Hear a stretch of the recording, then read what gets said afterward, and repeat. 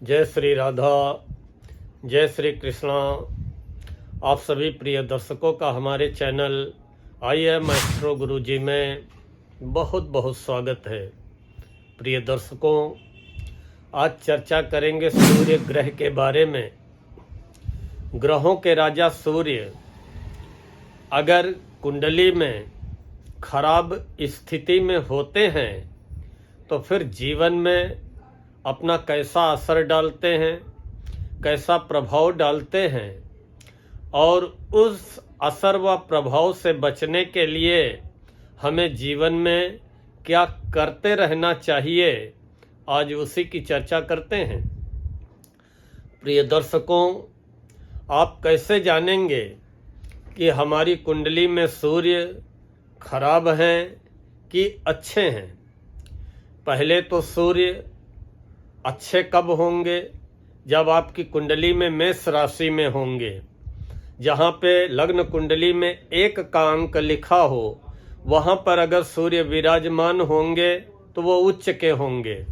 लेकिन वही सूर्य जहाँ पे 7 का अंक लग्न कुंडली में लिखा हो और वहाँ पे विराजमान हो तो वो तुला राशि में सूर्य होंगे और वो नीच के होंगे, क्योंकि तुला राशि सूर्य की नीच राशि होती है। 10 अंश में सूर्य परम नीच के होते हैं। और अगर शत्रु राशि में सूर्य विराजमान है, मकर राशि में हो जहाँ पे 10 का अंक लिखा हो, कुंभ राशि में हो जहाँ पे 11 अंक लिखा हो, या वृष राशि में हो जहाँ पे 2 का अंक लिखा हो, या तुला राशि में हो, तो वो फिर सूर्य अपनी शत्रु राशि में होंगे। या सूर्य जब शत्रु ग्रह के साथ में होते हैं, शनि के साथ में हो, शुक्र के साथ में हो, राहु या केतु के साथ में हो, या शत्रु ग्रह की दृष्टि में हो, शनि की दृष्टि में हो और खासकर राहु की दृष्टि में हो, तो सूर्य पीड़ित हो जाते हैं। जब सूर्य पीड़ित होते हैं तो उसका जीवन में असर क्या पड़ता है, उसी की चर्चा करते हैं। अगर हमारे किसी दर्शक को लगता हो कि आत्मविश्वास में कमी रहती है, आत्मबल में कमी रहती है, कोई दिक्कत आने पे, कोई संकट आने पे, कोई समस्या आने पे एकदम से विचलित बेचैन हो जाते हैं, घबरा जाते हैं, तो ऐसी स्थिति में समझना चाहिए कि सूर्य उनकी कुंडली में पीड़ित अवस्था में है। कभी कभी आप लोगों ने देखा भी होगा, सुना भी होगा कि फैक्ट्री में शॉर्ट सर्किट से आग लग गई, घर में जो है विस्फोट हो गया, सिलेंडर, गैस सिलेंडर फट गया, या व्यापारिक प्रतिष्ठानों में शॉर्ट सर्किट से अग्निकांड बहुत से होते रहते हैं। उसमें भी सूर्य का ही बहुत बड़ा रोल होता है अगर अग्निकांड से कोई नुकसान होता है। बचपन में पिता की मृत्यु हो जाए, पिता का साया बचपन में ही सिर से उठ जाए, या किसी कारणवश पिता से दूर रहना पड़े, या पिता से मतभेद चलते रहें, तो समझ लें कि सूर्य की स्थिति आपकी कुंडली में अच्छी नहीं है। बात करते वक्त अगर आपके मुंह से थूक निकले, बहुत से लोग जब बोलते हैं तो उनके मुंह से थूक बाहर निकलता है, ऐसी स्थिति में समझना चाहिए कि सूर्य कुंडली में नीच के हैं या पीड़ित अवस्था में हैं, शत्रु ग्रह के साथ में हैं, या शत्रु ग्रह की राशि में हैं, या शत्रु ग्रह की दृष्टि में हैं।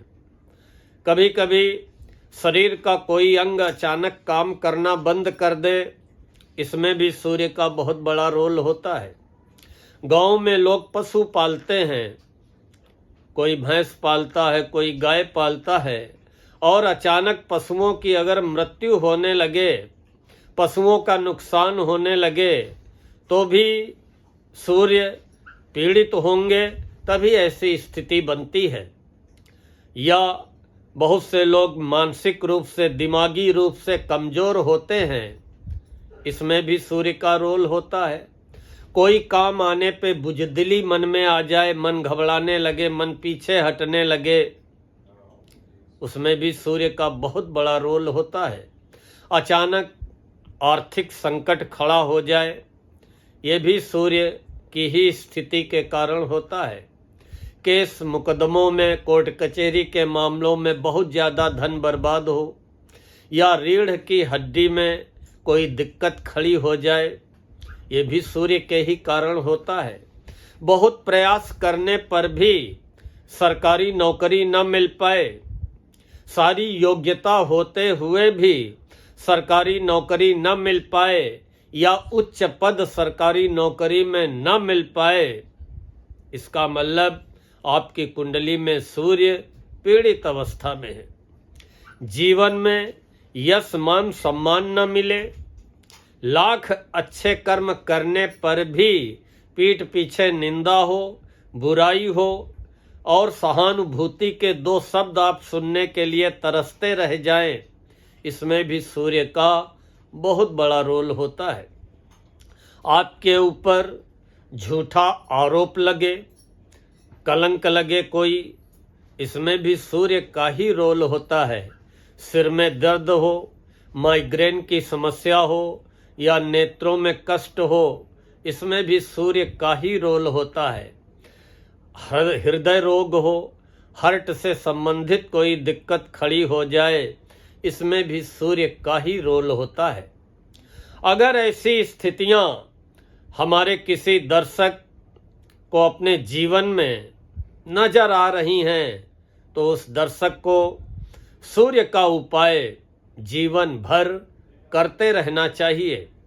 किसी दर्शक की कुंडली में सूर्य नीच के हो, अर्थात तुला राशि में हो, 10 अंश के आसपास होते हुए परम नीच हो, या शत्रु राशि मकर कुंभ वृष या तुला राशि में हो, या शत्रु ग्रह के साथ शनि शुक्र राहु केतु के साथ में हो, या शनि या राहु की दृष्टि में हो, तो फिर सूर्य को ताकत देने का प्रयास करना चाहिए और सूर्य के उपाय आजीवन करते रहना चाहिए। पहला तो बड़ा आसान उपाय है, जो कि लगभग हम हर वीडियोज में बताते हैं, कि नहाने के बाद नित्य सूर्य को 1 लोटा जल अवश्य अर्पित करते रहें। तांबे के लोटे में जल ले लें, जल में लाल पुष्प डाल लें, या रोली जिसको कुमकुम बोलते हैं जरा सी छिड़क लें, या गुड़ डाल लें। सूर्य भगवान को जल देने के बाद अपनी जगह पर ही 7 बार घूम लें, अर्थात ओम सूर्याय नमः बोलते हुए सूर्य देव की 7 बार परिक्रमा कर लें। हर रविवार को तांबा, गुड़ व गेहूं का दान करते रहें। अगर आप आर्थिक रूप से सक्षम हो तो किसी तांबे के कटोरे में गेहूं भर करके उसमें गुड़ की डली रख करके किसी अंधे पर्सन को, सूर्य बाबा को दान कर दें। उसके अलावा हो सके तो रविवार को अंधों को भोजन कराएं। अगर आपके पिता जीवित हैं तो पिता का सबसे पहले सुबह उठ करके आशीर्वाद लें, पिता की सेवा करें।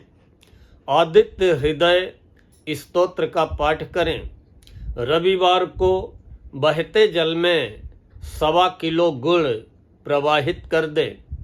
रविवार को गेहूं के आटे के लड्डू बना करके गरीब बच्चों को, अनाथ बच्चों को बांट दें।